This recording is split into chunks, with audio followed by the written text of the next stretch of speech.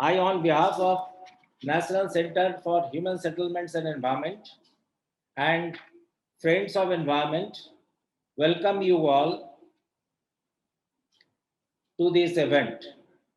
A special welcome is for Shri Anthony Disa, former Chief Secretary, Madhya Pradesh, who is the chairperson of this event here today.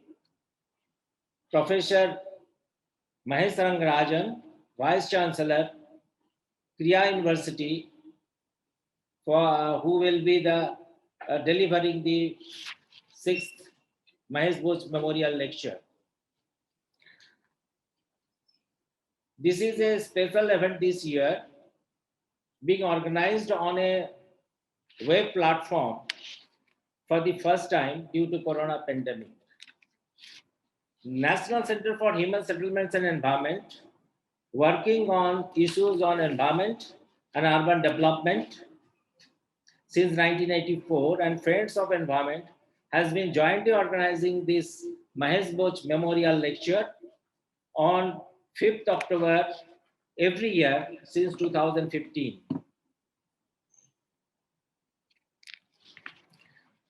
The first lecture was delivered by Professor Ashok Chatterjee, former Director, National Institute of Design, on the topic design as a tool for development in 2016. It was followed by a lecture by Dr. Y.P. Reddy, former Governor of Reserve Bank of India, on the topic understanding black money in India. Third lecture was delivered by Sir Mark Tully, former Chief of Bureau, BBC in India, on the topic challenges of governance in India.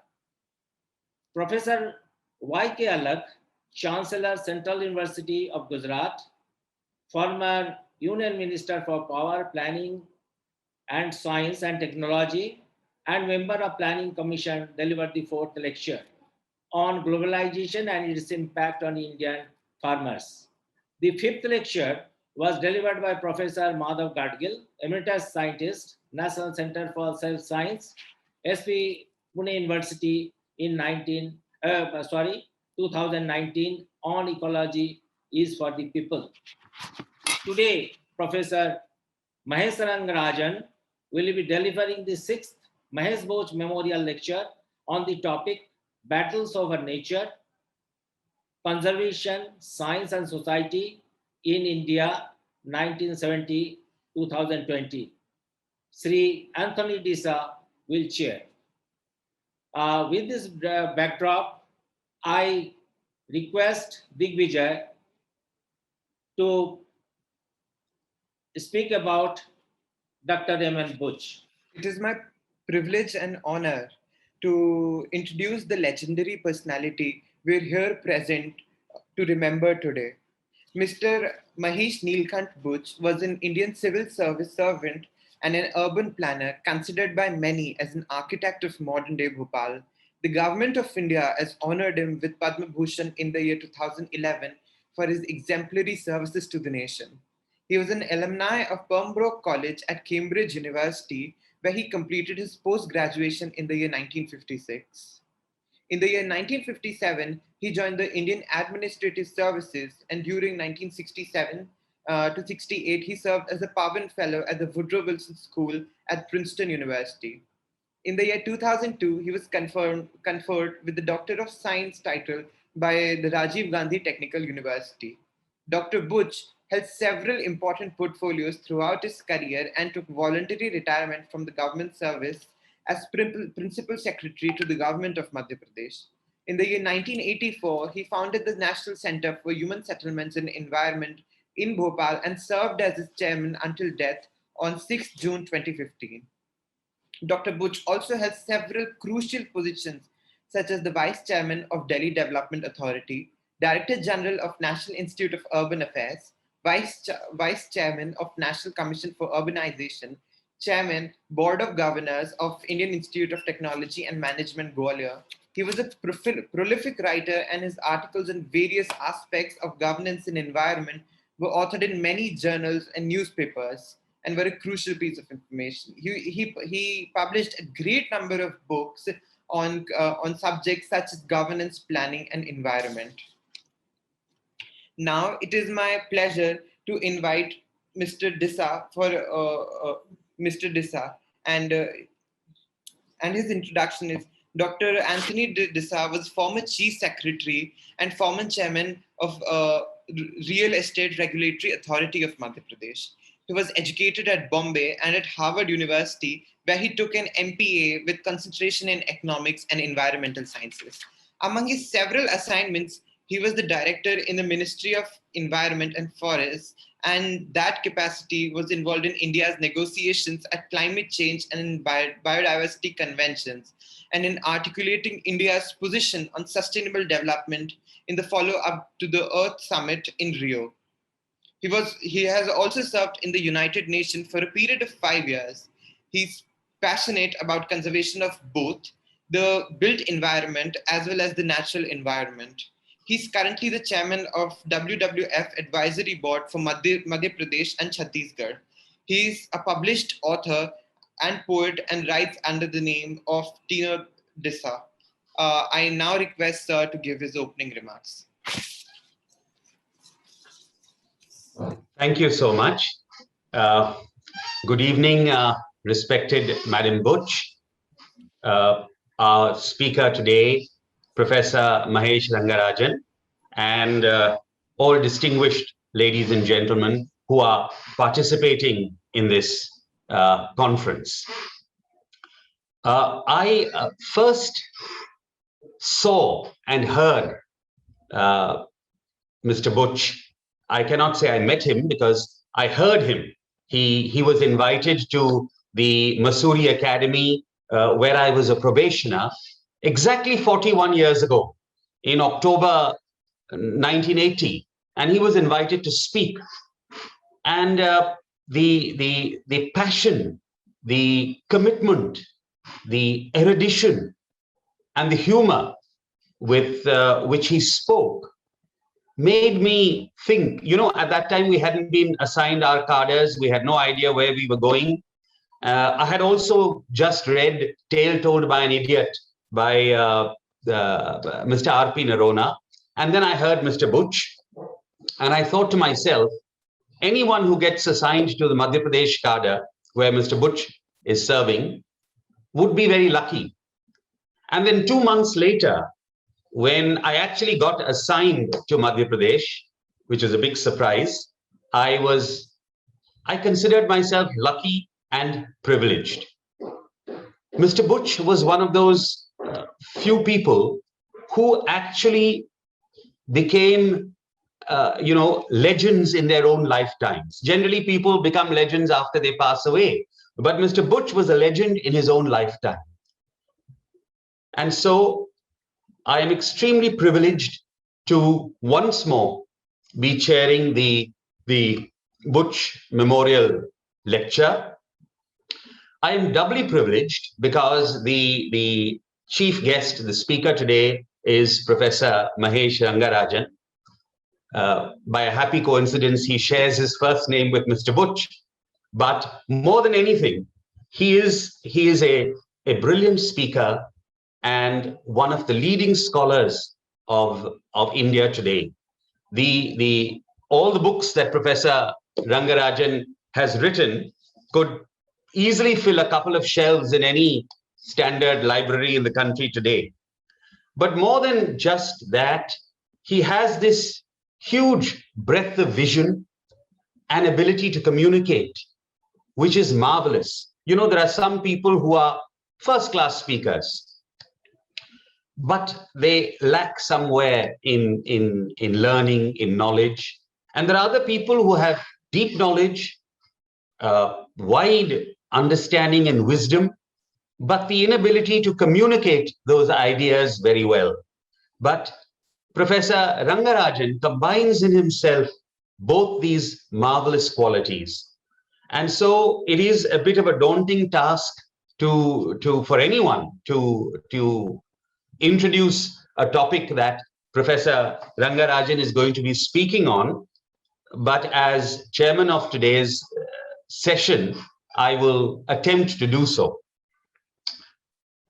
In the larger web of life, in which, everything is interconnected, there is a fuzzy line that divides man and nature. In fact, there is no line that divides man and nature. Man is part of nature. But for some strange reason, we human beings do not seem to have actually absorbed that idea. We always think of ourselves as man. Nature surrounds us, nature is everywhere, it's all around, but it is something distinct from us, man and nature. We don't say birds and nature, tiger and nature. I mean, we assume that all these are part of nature. But when it comes to man, we don't realize that as much as any other creature or any other plant in this entire universe, we are also part of nature, but we don't realize that.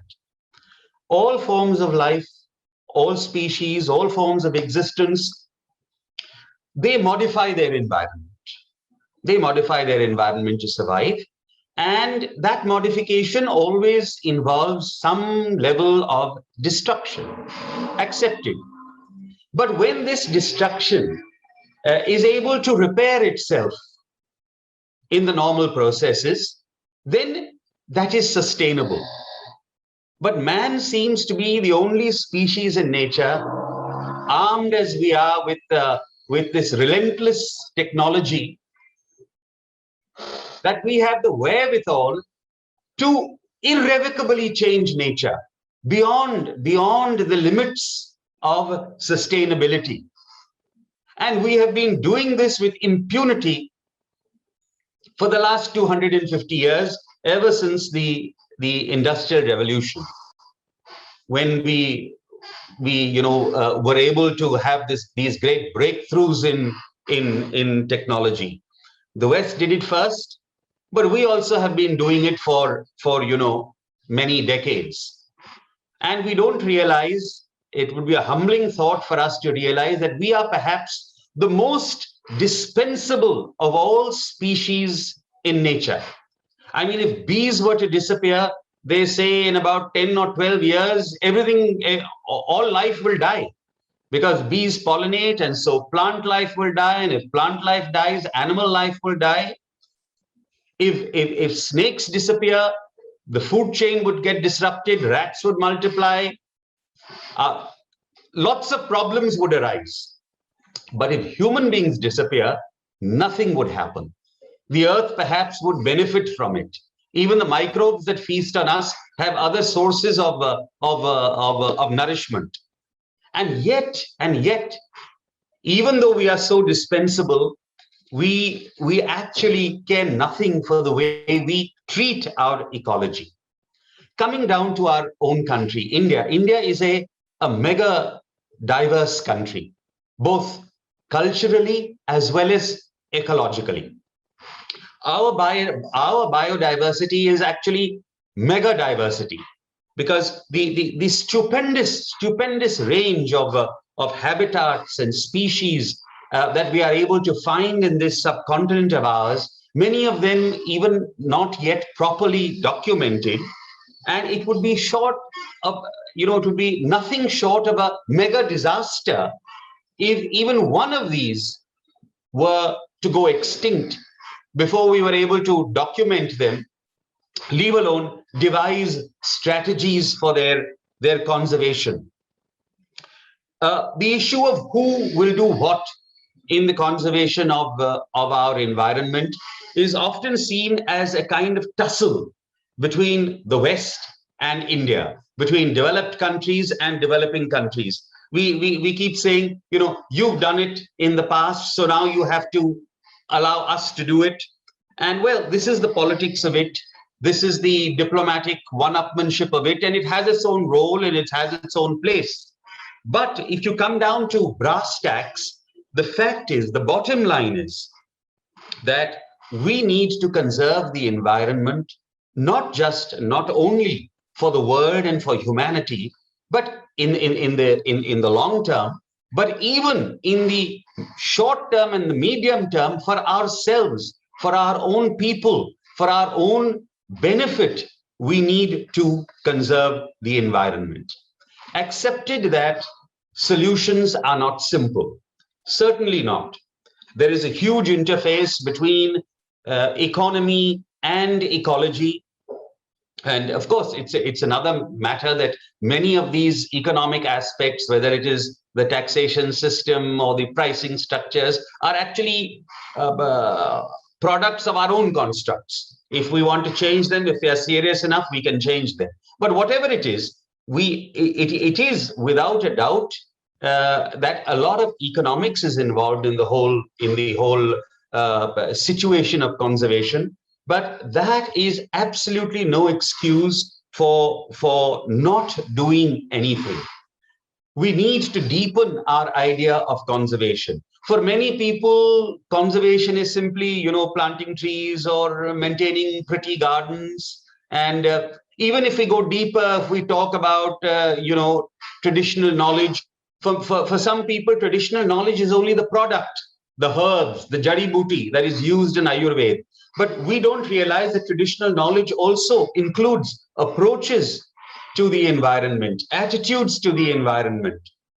And all these have to be garnered and tapped into if we are going to make proper strategies towards conserving our environment.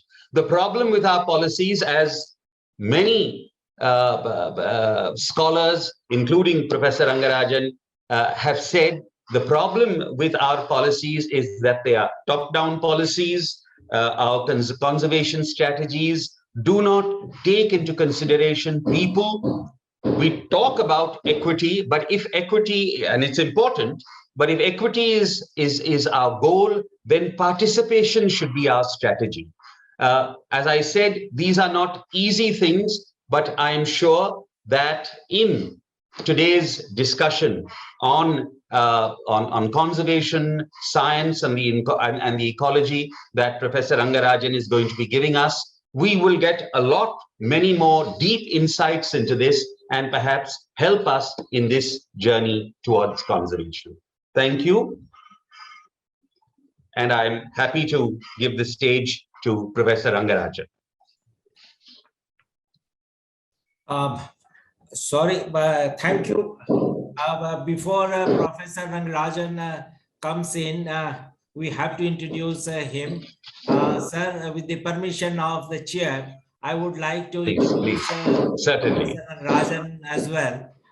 Though you have already talked about him, but we think that this is our duty to introduce him before we invite him for the lecture.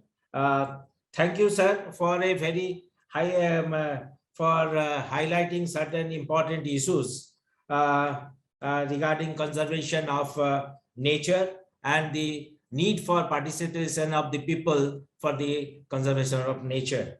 With this, before I invite and introduce Professor Rangarajan, I would like to request all the audience that please put your questions in the chat box so that we can put it before Professor Rangarajan or Shri Disa for their response, please. Now I would like to introduce Professor Rangarajan.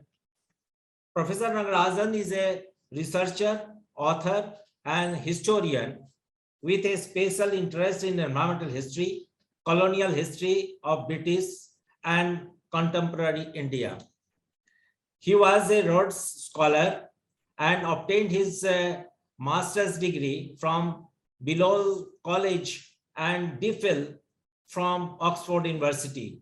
He was professor of modern Indian history at University of Delhi. He also taught at the universities of Cornell and Jadavpur and the National Center for Biological Sciences, Bengaluru. He has also served as director of the National Memorial Museum and Library, New Delhi, corresponding editor, Environment and History during 1996-2000, and was also on the editorial board of Conservation and Society 2003 to 2009. He was professor of environmental studies and history at Asoka University until recently, before he became the vice chancellor of Kriya University. He is a prolific writer and is the author of several books. There are a number of books. I have taken only few books to name here. Fencing the Forest, Conservation and Ecological Changes in India's Central Provinces, 1860 to 1914, published in 1996, India's Wildlife History and Introduction, published in 2001, and Nature and Nation, Essays on Environmental History, published in 2015. He edited the books Environmental Issues in India, A Reader, published in 2007, and the Oxford Anthology of Indian Wildlife, Volume 1 and 2 in 1999.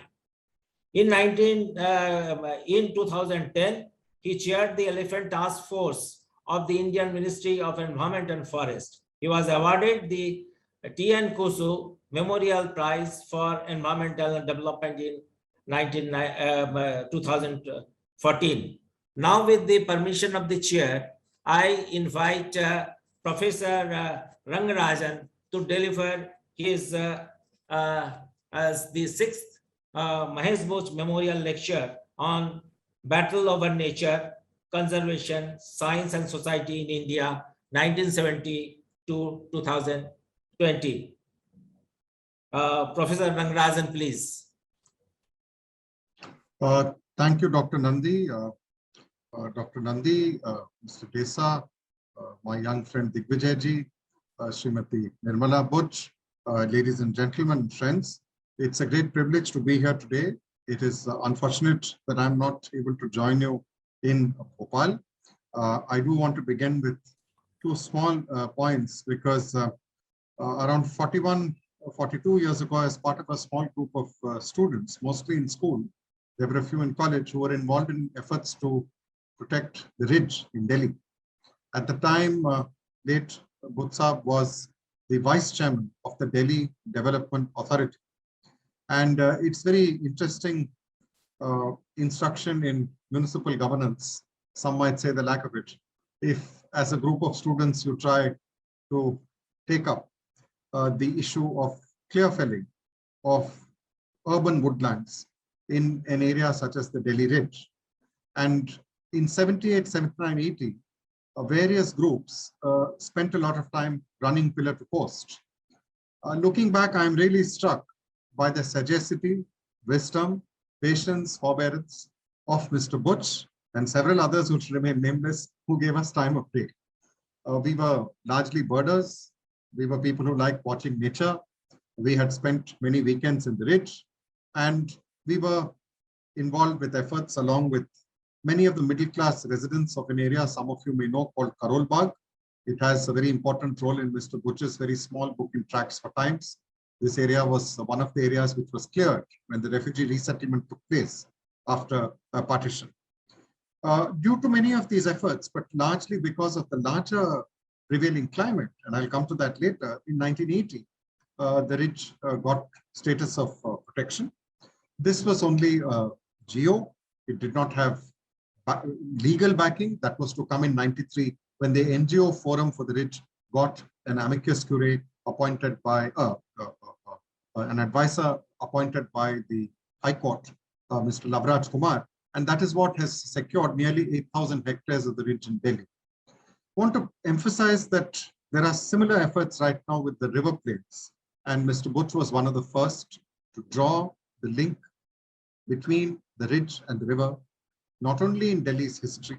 There have been many cities of Delhi, and he pointed out it is modern Delhi that has spilled out beyond the ridge and beyond the river in great proportion. We now know that the ridge and river are connected. The work of Ravi Agarwal shows that the ridge was very important as a drainage point from the last part of Aravallis into the river. And the stormwater drains of the British era drained this water. Many blocked. The river is largely devoid of water. But I do want to emphasize that as an urban planner, not only in lending a sympathetic ear to youngsters taking up such issues, but in terms of his foresight and insight. He saw the urban landscape in its totality. He didn't see the city abstracted from the forest and the river. And this is something very critical to the idea of battles over nature. We all think we know what nature is. Mr. Desa did touch upon it. But if we are asked, should we save nature? I'm sure most people in an audience as distinguished of this would say yes. If we ask them how to save nature, what to save, who is to save it, and most important, who is to pay the cost, I'm sure you will get as many views as there are participants. The reason for this is that the meaning of nature, access to nature, and the control of nature has been a very important part of social, political, cultural conflict. But it has also been a source of social, political, cultural cooperation. One of the reasons one draws on the idea of science is that in this 50-year period, 1970 to 2020, and of course, I have chosen to end a year before we began, in this period, there were very significant shifts in the beginning, in the middle, and towards the end, in the relationship of these three, of conservation, science, and society. One good place to begin would be that the late 1960s were a time of great upheaval and turmoil all over the world. Between 67, 68 and the dawn of the new decade, there were major transformations across the world. You can see it today because you have the advantage of Google, the Black Power salute of an African American in the Mexico Olympics, the very important issue of civil rights in the United States, the upheavals both in Czechoslovakia, which was part of the Soviet bloc, and also in France, which was part of the American bloc. Closer home in India, there was not only political upheaval in the 1967 elections, but there was an ecological crisis. I say ecological because, in the words of Dr. M.S. Swaminathan, India of that time depended on the magic of the monsoon.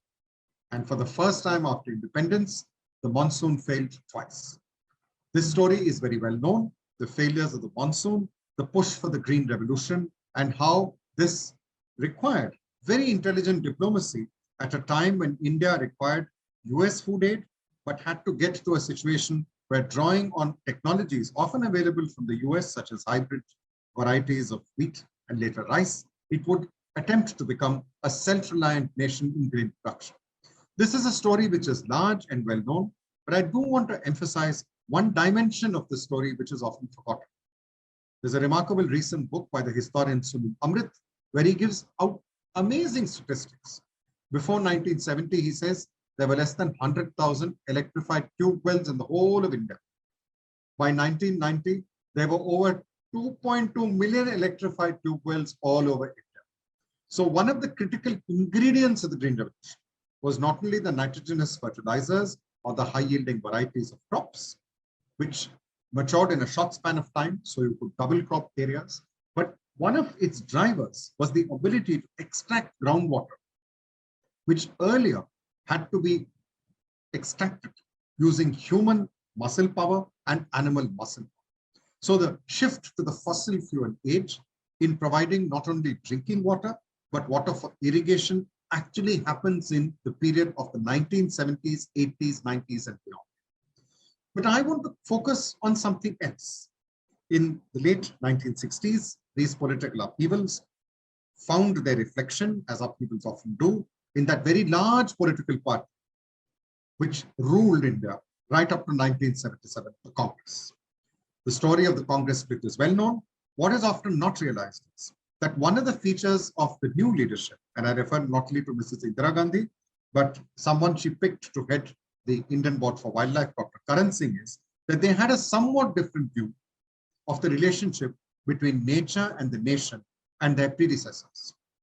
This became evident in 1969-70, when the government of India did something it had not done until then. It banned the export of tiger and leopard skins.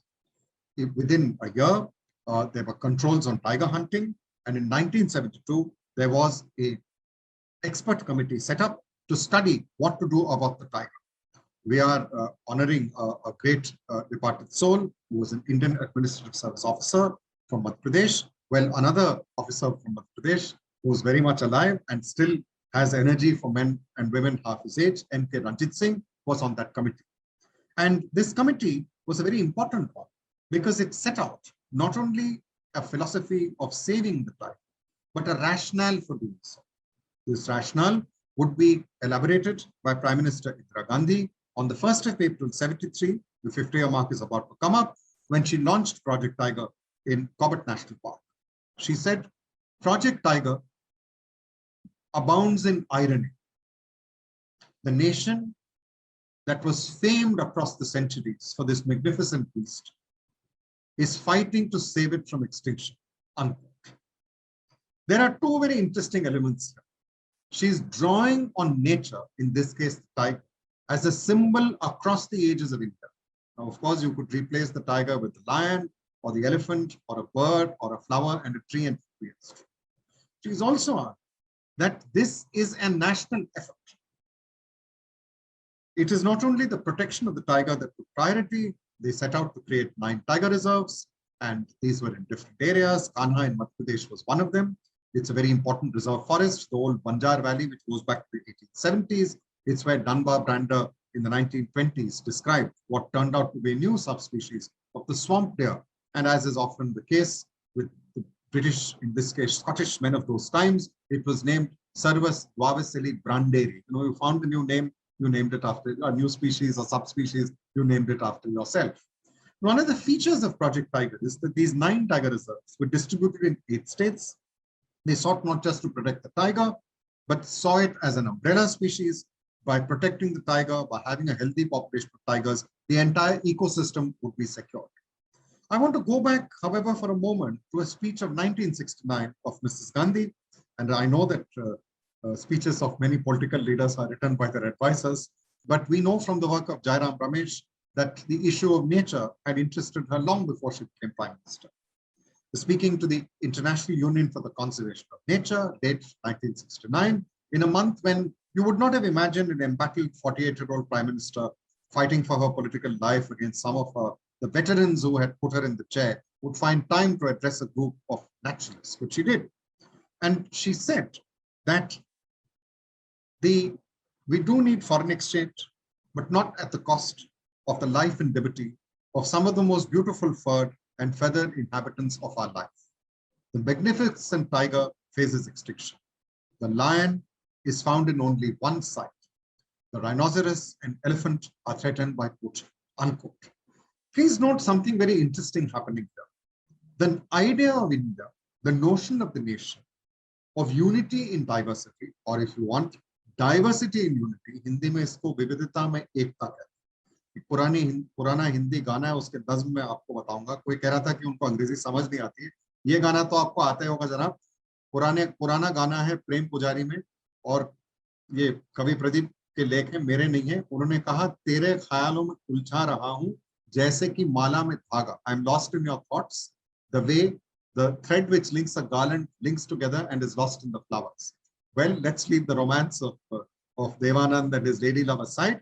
But I think this idea of the love for your country taking a faunal shape, a floral shape, a geographical shape, or topographical shape is not new to our country. A few days ago, we celebrated the anniversary of independence, and I'm sure you have noted that the song written by Gurudev Tagore, and remember there's more than one version, evokes the rivers, it evokes the mountains. It evokes not only the provinces and the people who live in them, but the natural features, the biota that make up India. One of the very important spokespersons of this idea of conservation, that there ought to be some areas where nature is left alone for its own sake, was the photographer naturalist M. Krishna. Krishnan argued from around the late 1950s, and I would argue his voice found echo in Project Tiger and the subsequent expansion between 69 and 89 of national parks and wildlife sanctuaries tenfold. So for every 1 square kilometer, which was in a national park or sanctuary in 1969, there were 10 square kilometers by 1980. This is something very significant. We should not ignore the fact that the India of 1970 was a largely agrarian country. 70% of the gross domestic product came from the farm or the field or the fishery or the forest. 65-70% of the labor force was in agriculture. It's a very different country from what it is 50 years on. Why then was this issue of conservation, in this case of nature, so central?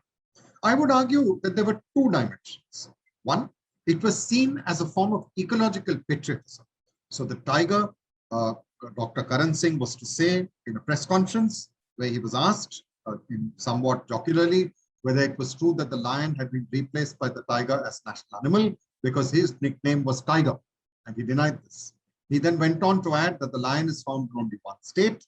It remains on our national emblem, but that the tiger is found in 11 of 16 states. The tiger, he said, is a symbol of unity in diversity. Now, whether the tiger knew that, I don't know. It has been pointed out by Paul Greenough that around this time, Indian official literature stopped referring to the tiger as the Bengal tiger and started referring to it as the Indian tiger. You may wish to ask yourself, what is so Indian about the tiger? The tiger is found, after all, in Nepal, Bhutan, Bangladesh, and Burma. Until around 100 years ago, it was also found in what is now Pakistan. But India claimed the tiger for its own. And in doing so, there was something very significant happening. Many of the areas where the tiger was found to live in substantial numbers, which were conserved, were different in ecotype. There were the mangroves of the Sundarbans, the evergreen forests of Kalakat Mundanturai eventually. There was Bandipur, former hunting ground of the Maharaja of Mysore. I've already referred to Kana. Then there were the dry forests of the Aravalis and Vindhyas in Ranthambore and Sarissa. But Project Tiger and its unfolding was only one part of the story of science, society, and conservation. A second is equally significant. In 2021 and 2020, the world has mourned the loss of over 5 million people due to the COVID-19 virus. One of the lives claimed, every life is precious to us, but some lives are precious in very important ways because the men and the women and the lives they led, the life that was snuffed out, gave us inspiration that will live on. And the person I refer to, as many of you may have guessed, is Sundarlal Bahugnaji, who died a few weeks ago. He was a very important figure in the Chipko movement. And in a recent, very important work, Shekhar Pathak, the Chipko movement of people's history shows that in the early 1970s, there were women, there were radical students, there were the very important Gandhian figures, not only Sundarlal Bahugnaji, but also Chandra Prasad Bhattji and others who took up the issue of protecting the forest, not for its own sake, but it was vital for their livelihood. It was Sundarlal Bahuguna who came up with an ingenious slogan in the late 1980s, Kya hai jungle ke upkar? Mitti, pani aur baya. What do the forests bear? They bear soil, water, and oxygen. I might wish to add, this was an answer to the Forest Department's slogan, which in those days, and I can attest to this, having gone on Padyatra with him, it was written, Kya hai jungle ke upkar? Lisa, lakdi aur vyapar. What do the forests bear? They wear resin, wood, and trade. So it's a very different kind of notion of the mountain and the forest, which included the livelihood of the people. In its early phase, leaders such as Chandra Prasad ji and Sundarlal ji had campaigned for local control and wood-based extractive industry, which would be done through Gandhian cooperatives. They would later divide, one emphasizing more the ecological dimension and pure conservation, and the other arguing that livelihood and extractive industry at a low intensity, which was heavy with labor and low capital, was more important. There were others who felt they ought to challenge the larger social frame, particularly through the creation of a new state, Uttarakhand. But what is significant is the contests over nature, even in the early 1970s, took different forms. In a sense, one could argue that Chipko represented efforts at the level of the community, and Project Tiger represented statist efforts. These were not isolated from each other, they influenced each other. There were times we find instances when science played a very important role in public debate. In 1978, a young herpetologist, I describe him as young, he's still young, though he's in his 70s, Romulus Whittaker, very unusual man. he gave up being an American to become an Indian. In his biography, Zai Whitaker, his former wife, writes that the American consul who was going to stamp the cancelled on his passport came out, put his arm around him and said, son, do you really want to give up being an American? There are people willing to give an arm and a leg for that. Well, Whitaker, of course, became an Indian. And one of the things he did was to write an account of a place he went to in the upper reaches of the Kuntipura River in Kerala, in northern Kerala, which would become a byword across the world, Silent Valley.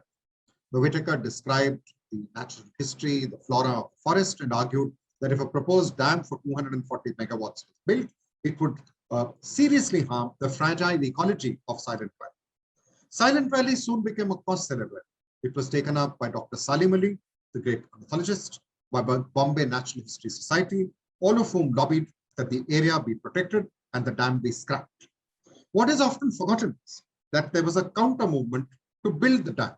Kerala was then under the leadership of a left-of-center government, whose chief minister, I should not name political leaders, particularly those who are no more, and particularly those I'm going to criticize, but I will just share what he said. He said, if the choice is between man and monkey, monkey comes before man, unquote.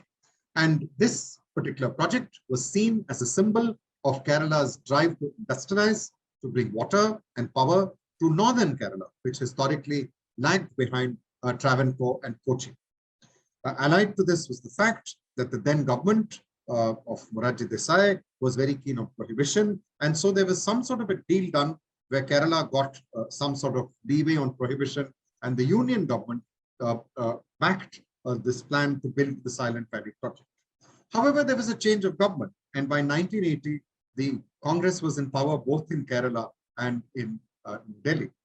What I want to emphasize is that the drive to build the Silent Valley project united virtually all the major political leaders of the state. In 1979 and 78, there were many governments in Kerala.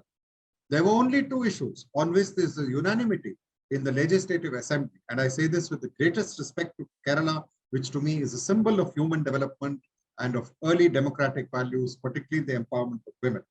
But kindly note, ladies and gentlemen, that the two unanimous resolutions were to increase the salaries of the members of the Legislative Assembly, and the other was to build the Silent Valley project. They passed a legislation called the Protection of Silent Valley. And this basically said the dam would be built, but in the area around, they would plant trees and so on and so forth. Now, over the next 5 years, this issue continued to fester. And eventually, a committee appointed by Mrs. Gandhi's government, headed by Dr. M.S. Swaminathan, recommended that Silent Valley be a national park because it is a wet evergreen forest, a rainforest, and they argued that this could not be seen in terms of animals versus people, or forests versus power. It ought to be seen as critical for human survival because this forest was rich in a range of biota, particularly in plants which would serve as source of food, fiber, and pharmaceutical. So this great genetic storehouse would be destroyed. Now, there were many such forests in the Western Ghats, but this was a particularly important one because of the enormous diversity of plants and animals and rare species found in one place.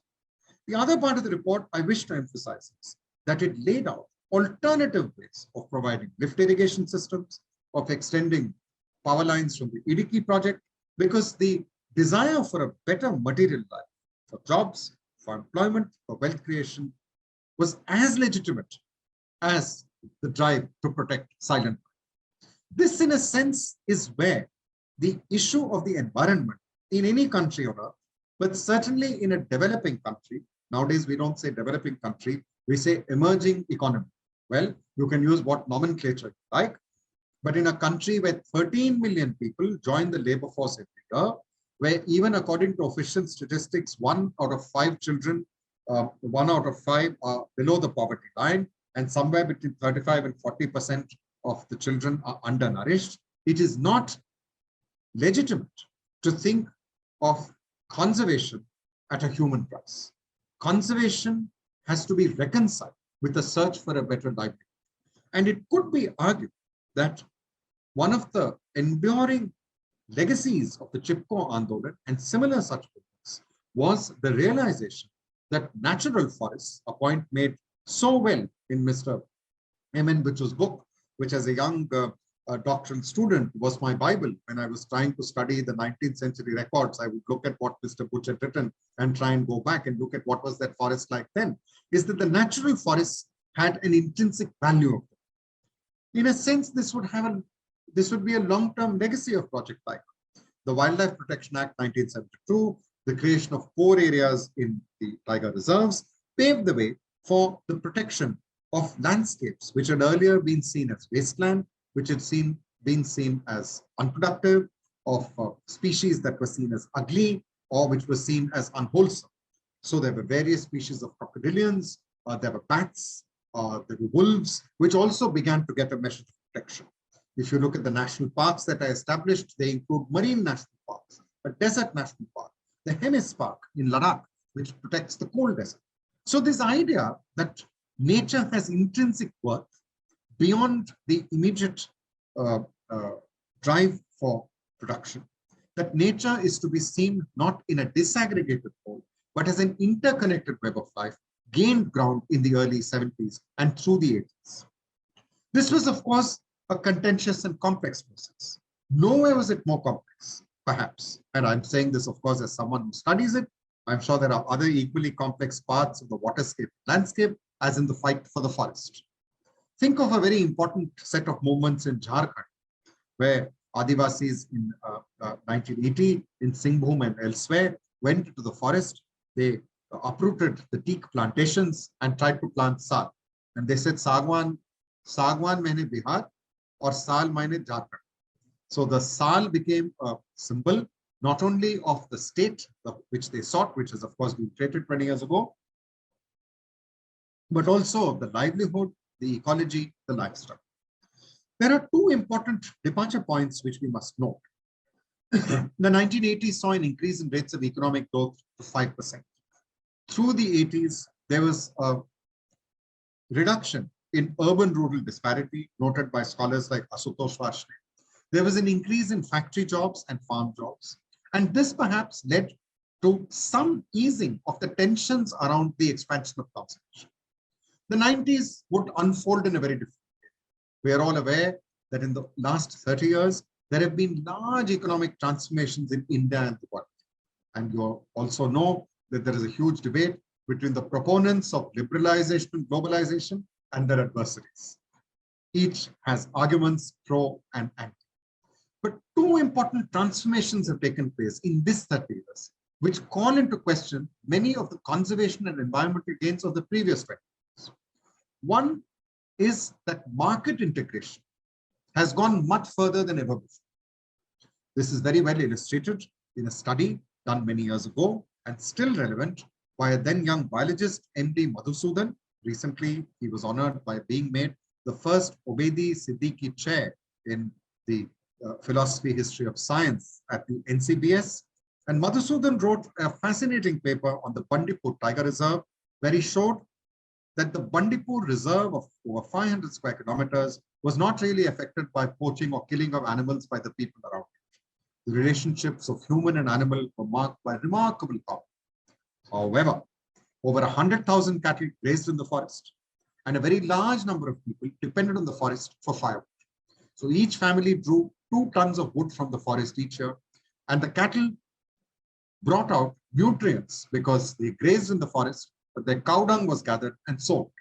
What is fascinating is that he showed that in many of the areas around the forest, due to crop raiding by the wild herbivores, such as the wild boar particularly, people had given up cultivation and they had taken up cattle keeping. And cattle keeping was their main source of cash, not through the sale of milk, but of cow dung. Now, this is not new to any of us.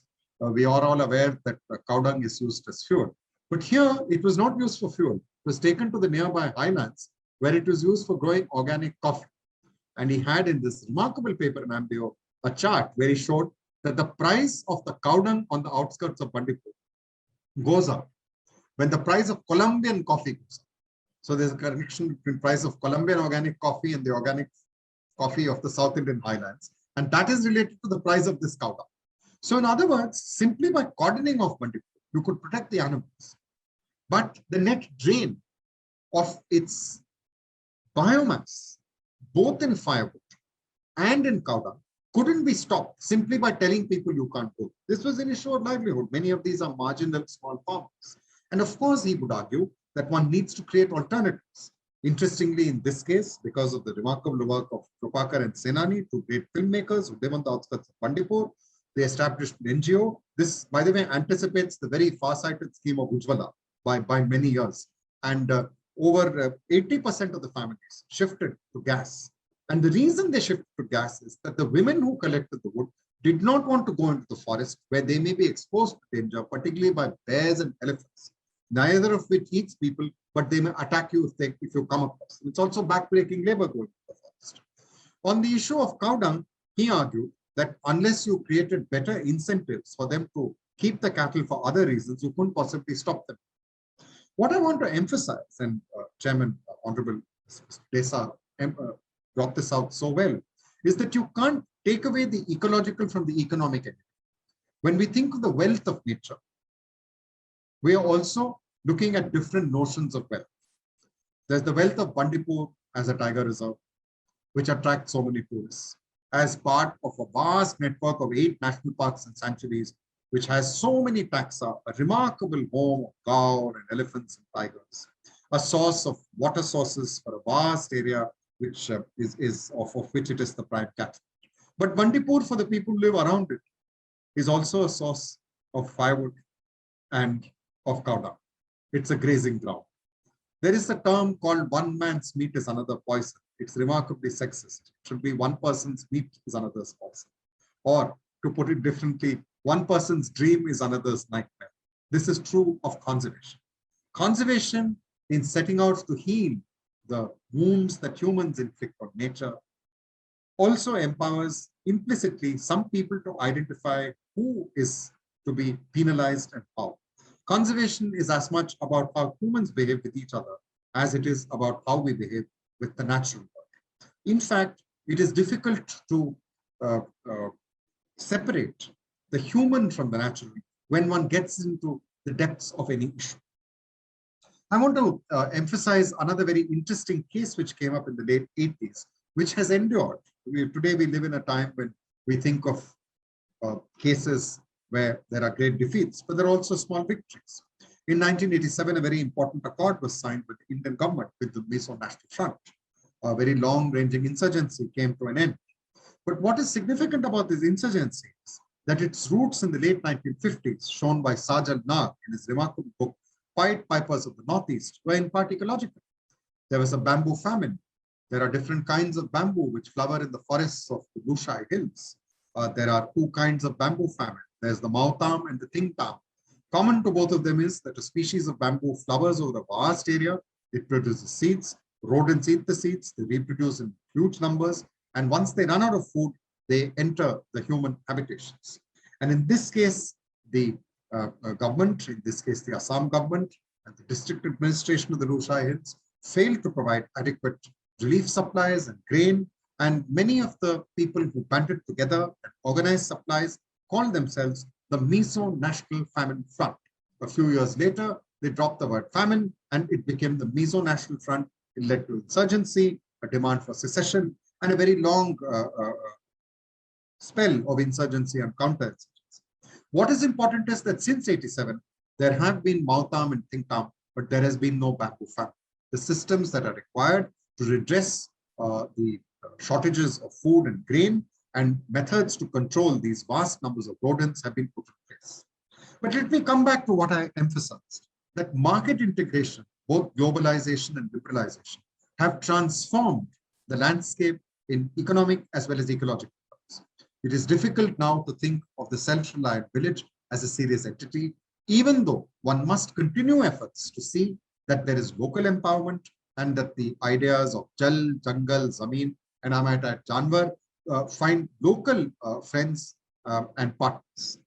The second dimension, and this is very important to Mr. Buch's work in life, and I will end with a couple of points here, is the enormous growth of the megacity in India. There's a very interesting paper, it's coming in a book which we have just given for review called Nature's Present by Nityanand Jairam.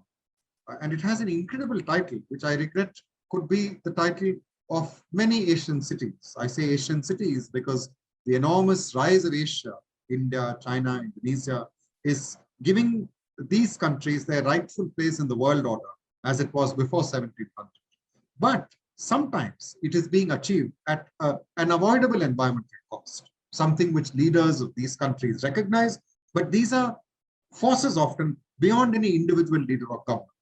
His paper is called Designing for Disaster, and it's about a city very close to where I am located. Kriya University is in Sri City, 50 kilometers from one of the great historic metropolises of India, Madras, now called Chennai. Now, Chennai, as you know, is in a semi-arid zone. It depended on 3 rivers. It had vast wetlands and marshes. These have gradually been drained. There are many complex historical reasons. But to cut a long story short, Jairam shows us that over the next 20 years, if the present plans to develop Chennai, they will annex vast low-lying areas, which are very important for recharging the groundwater. They will also take over many of the Poromboke lands, the common lands, which are important for the poor, for their living, for fishing, for reeds, or for other activities. But more importantly, they will expose the river, the people living in these areas and the commercial industrial establishments, not only to increasing threat of water scarcity, but strange as this may sound, also to the danger of floods. And the reason, of course, is that these low-lying areas are precisely where water gathers when there is a lot of rain. And Southeast India is doubly blessed. It's a part of India, the only part of India, as any geography student knows, which receives both the southwest and the northeast monsoon. So these are two very large challenges, the mega city and the pace of liberalization, globalization, which were not anticipated in the legislations, the executive actions of the 1970s and 80s. I have not enumerated all of them because they were designed for a very different economic climate. And I might add for a very different kind of urban, rural, forest interface. There are 2 more dimensions which need to be very briefly postmarked as I conclude.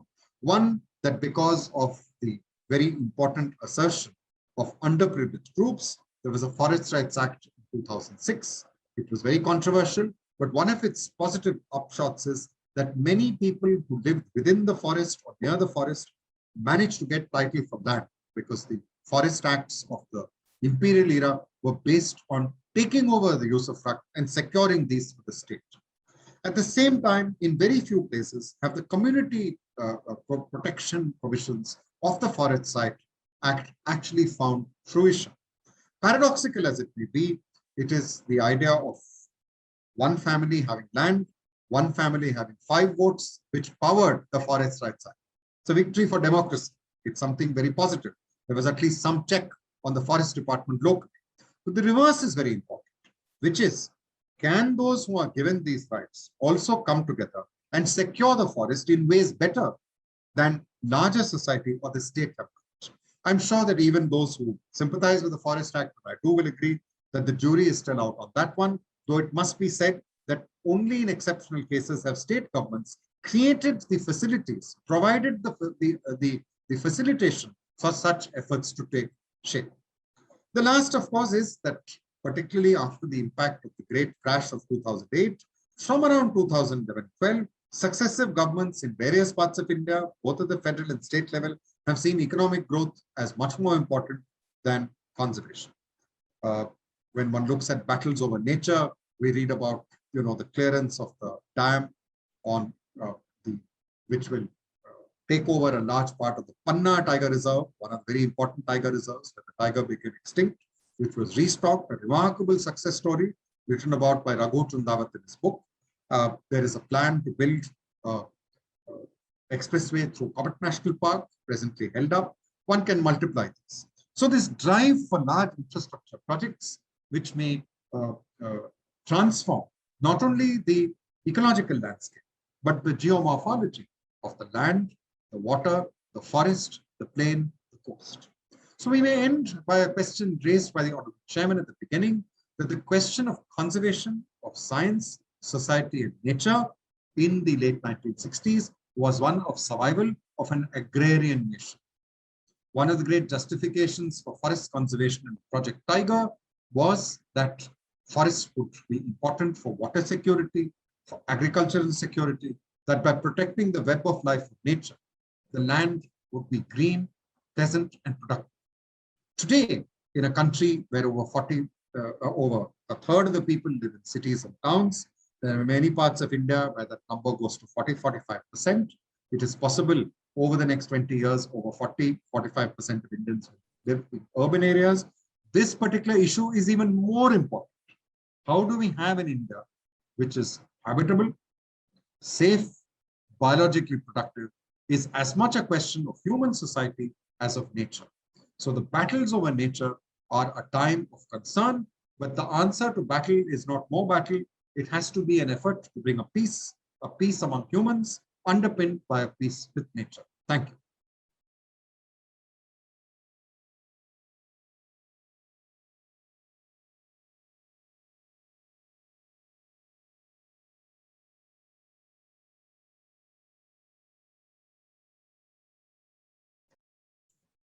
Thank you very much, sir, for your very illuminating lecture, giving us new sights about the post-independence period conservation efforts. Now, with the permission of Chair, should we open the floor for discussion? We have already few questions on the chat box. And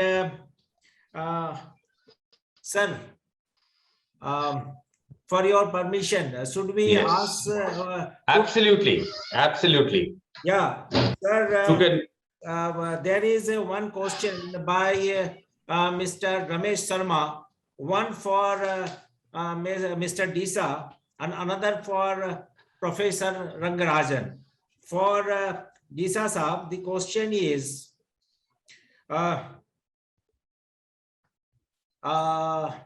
I can see the question. Should I read it out?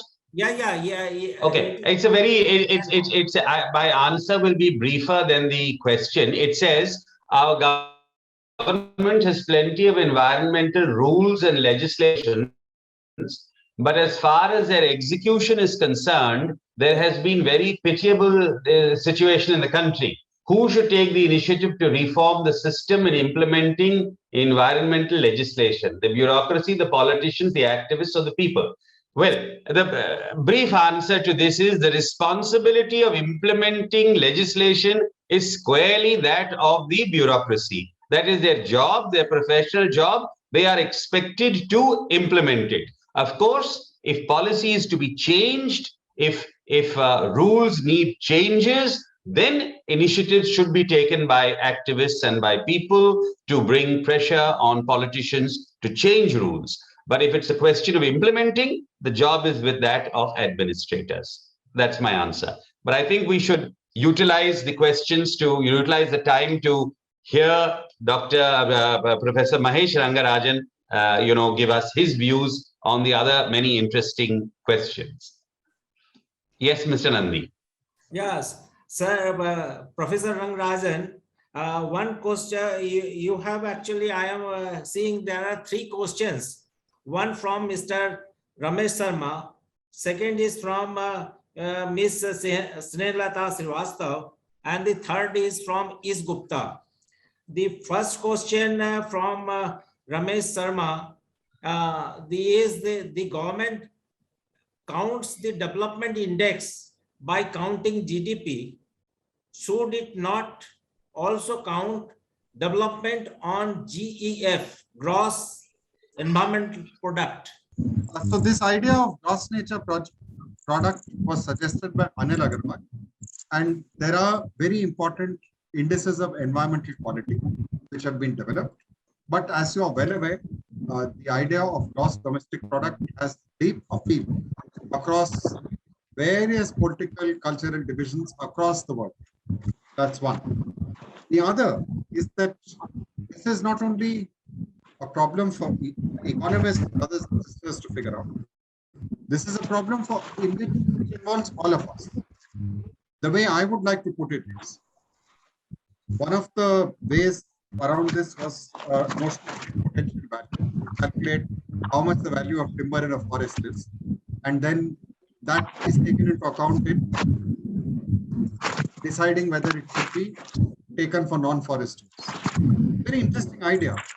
Can you measure the worth of, let us say, the Taj Mahal or temples of Belur, Alebit, Khajuraho, or Mahabalipuram, or the Great Pyramid? Can you measure it in monetary terms? No. Do you love a person very much? Whoever it is, your grandmother, friend, child. Can you measure them in monetary terms? No. And one of the results of this, quite apart from the philosophical question, I am being facetious here, but on a practical note, it's very easy for large companies, private and public, to say this is the value of the timber and the forest products. Here is the check. Because the value of the fossil fuel under the ground, the minerals underground, far exceeds it. So what we need to think of is in terms of the ecological integrity of the landscape and the water scape. The ecological integrity of the land and water scapes has to keep it habitable, livable, and safe. Within that, we have to look at the biota and their role. And there's a lot of work to show that the life forms on Earth are important to keeping Earth livable. They are not only important in themselves. I have a lot of students who are astounded to know that in the last 300 years, humans have killed over 300,000 great whales. That's a nice figure you can think about.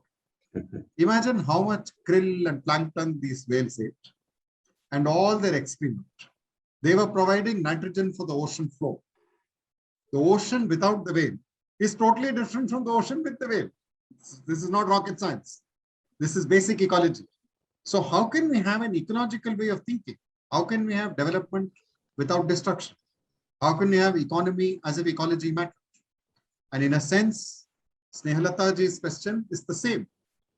The large tree which exists in an urban area is the result of years of care and tending by generations of people.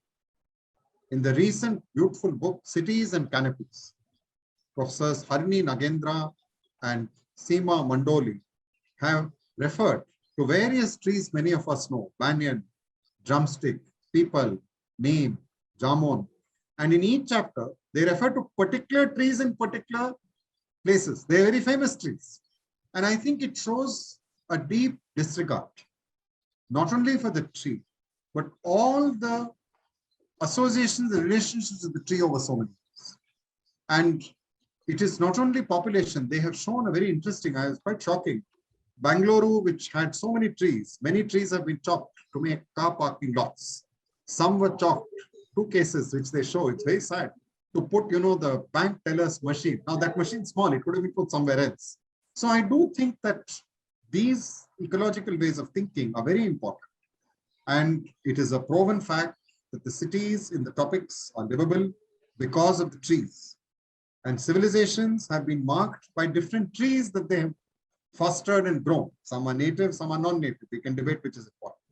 So in a sense, I think Snehalata ji's question and Sharma's are interrelated. They are about the way of thinking. And to quote great Albert Einstein, we cannot solve the old problems with the old way of thinking. It's the old way of thinking which created the problems.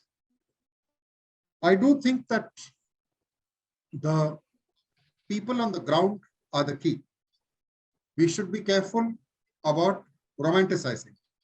My colleague at Ashoka University, who's still there, Professor Mukul Sharma, has written very interesting book, Caste and Nature, where he shows that some of the watershed conservation schemes in Ralegaon, Sidi were very successful, but they took away and killed the goats of the Dalits and scheduled castes and prevented them from drinking and eating meat. Now, this is not a democratic way of conservation. It's very authoritarian. It's not for me to tell other people how to live. If I work with them, it has to be by persuasion. And he actually says that many of the things you criticize the government for, stopping people, or that happens within the community. Having said that, it is true, and this question has been posed by some scholars of Adivasi society. You take all the people in this room, look at our environmental footprint, and compare it to that of the Adivasi societies. There's no comparison. But it is very interesting that the Adivasi societies have not been given adequate role till fairly recently, both in conservation and development. And I will say to the credit, because we're a democracy, various state governments have initiated several schemes, but we know that many of the schemes have often not succeeded. And again, it comes back to have this ecological way of thinking. It's a subject for a different lecture. We need conservation also as a democracy matter. Democracy, both in terms of participation, but also in terms of systems of governance. And that is the challenge of the future. And of course, it's a conflict with urbanization. Our urbanization model is highly resource intensive. We do need urbanization, but it needs to use less water, less land, less materials, less energy. And in that sense, the philosophy of some of those societies is definitely deeply important for us to learn. Rather than look at them as ignorant or uncivilized, we should look at these as different forms of our common civilization. And in that broad civilization, it's important we draw from those at other parts of the spectrum on how to live relatively lightly with nature.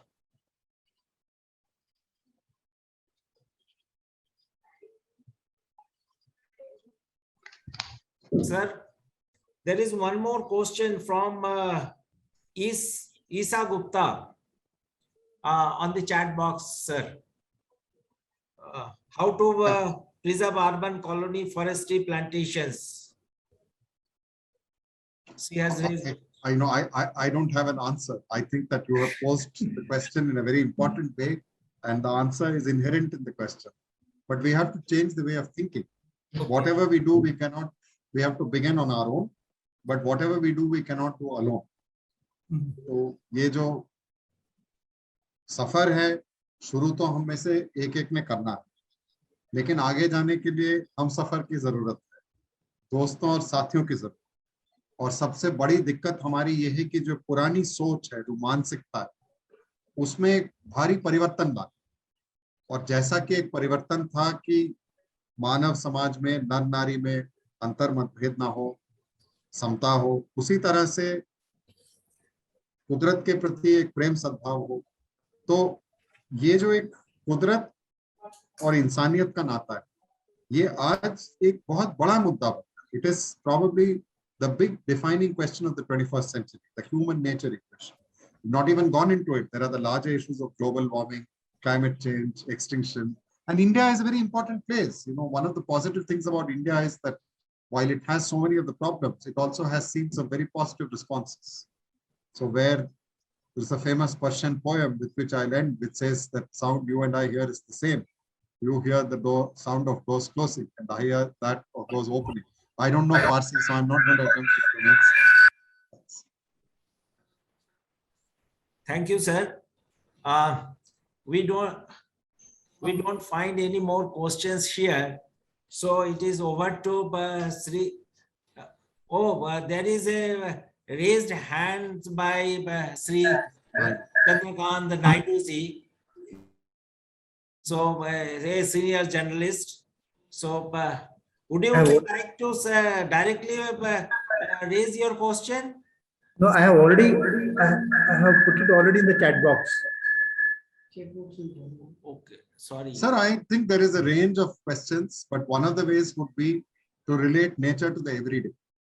You look at the trees around you, the birds around you, the seasons, the soils. And one of the things which has happened is that this old natural history and the new environmental concern are going in different directions. They should come together. तो ये पक्षी जो होता है ना, फूल पेड़ पंछी के बारे में जो लोग जाते हैं, गांव का हर बच्चा जानता है कि फूल पेड़ पंछी, एक और ये है। दूसरा, ये एक नई एक धारा चल रही है पर्यावरण को बचाने का। तो ये दोनों धाराएं को साथ आनी चाहिए। प्रकृति जगत और कुदरत की एक समझ होगी और साथ में पर्यावरण के बारे में एक चेतना। Both have to go together. And yes, I think it is young people who hold the answer because they are going to inherit a lot of the problems. And I also see a lot of energy, enormous enthusiasm on these issues. I don't share at all the pessimism which sometimes marks the observers, because while the pessimism may be justified by the objective situation at times, there are enormous positive learnings, particularly from initiatives of the young today. So I think Naidu Sahab बहुत अहम सवाल है।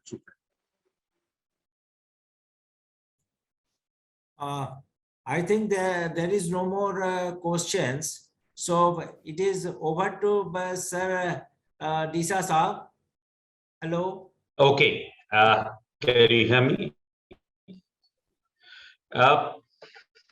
There really is nothing very much more to say, excepting that we've had a fascinating talk encompassing history, politics, and economics in this brilliant exposition by Professor Rangarajan of the links between environmental conservation, science, society, and nature.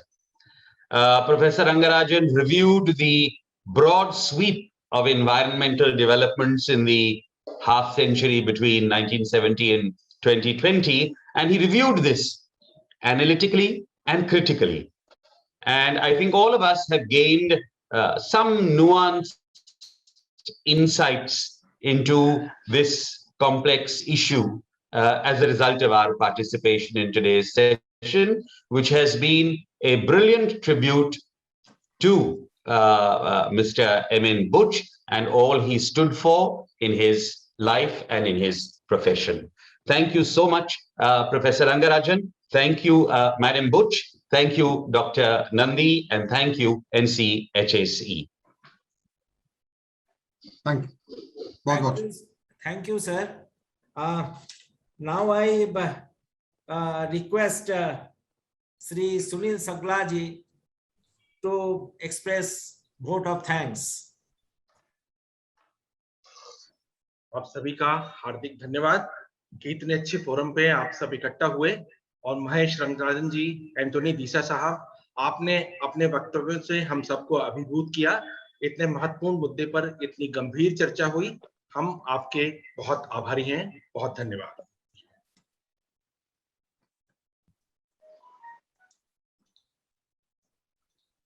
प्रणाम, बहुत बहुत शुक्रिया। Thank you.